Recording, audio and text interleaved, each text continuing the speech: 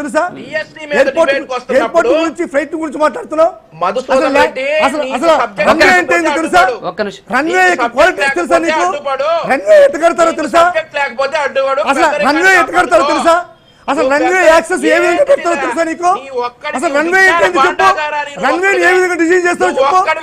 Runway ఏ విధంగా design చేస్తారో చెప్పయా? బండారు వంశీ రన్వేని ఏ విధంగా కడతారు చెప్పయా? ఏ యాంగిల్ లో కడతారు? ఏ ప్రామాణికంతో కడతారు రన్వేని? అసలు ఎయిర్పోర్ట్ ని సెలెక్ట్ చేసేటువంటి విధానం ఏంటి? అసలు విండ్ ఫ్లో డైరెక్షన్ లో ఏ డైరెక్షన్ లో కడతారు రన్వేని? విండ్ ఫ్లో ఏ విధంగా ఉండాలో తెలుసా నీకు రన్వేకి? ఇప్పుడు ఎయిర్పోర్ట్ కన్స్ట్రక్షన్ ఏ విధంగా చేయాలో తెలుసా? సార్ ఒక్క నిమిషం సార్ ఒక్క నిమిషం ఉండండి. వంశీ గారు ఒక్క నిమిషం.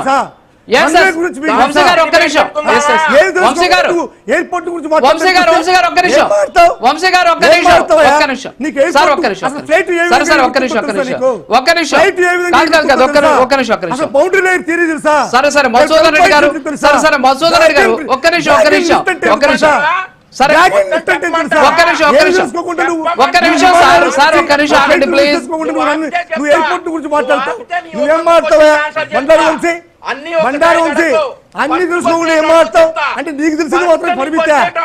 నీకు తెలిసిందే పరిమితా? ఫ్లైట్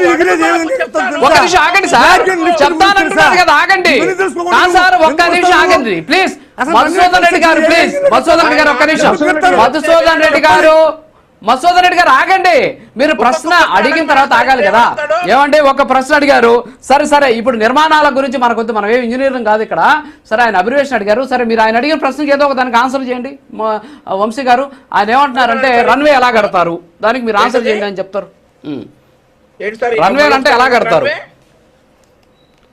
రన్వేని ఎలా కడతారు? ఏ డైరెక్షన్ లో కడతారు? రన్వేని ఏ డైరెక్షన్ లో కడతారు సార్? ఇప్పుడు రన్వే అనేది ప్రతి ఎయిర్పోర్ట్ కి ఇంపార్టెన్స్ ఇంపార్టెన్స్ కాదు. ఏ డైరెక్షన్ లో కడతారు చెప్పండి. అసలు రన్వే ఏ డైరెక్షన్ లో కడతారు?